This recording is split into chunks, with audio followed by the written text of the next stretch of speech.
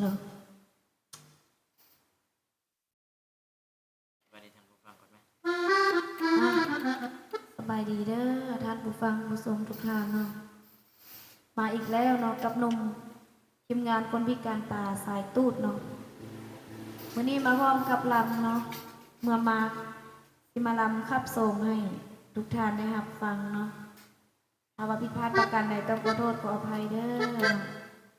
ก่อนลำ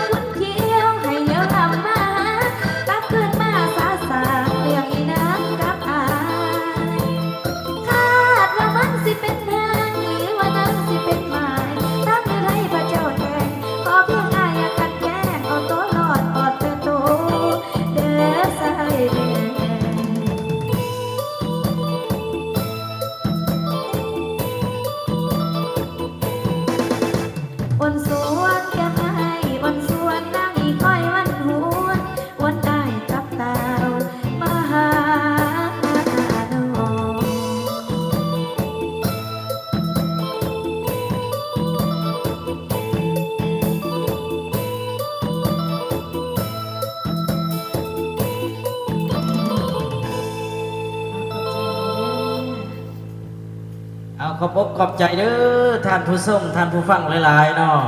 มื้อนี้กะทางทีมงานวงดนตรีสายตูดกับพวกเฮากะได้เสริมสร้างบรรยากาศด้วยครับสมเพื่อนพี่น้องเนาะ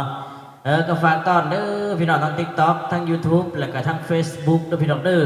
อฝากกดไลค์กดแชร์ให้ทีมงานพวกเฮาแน่เนาะ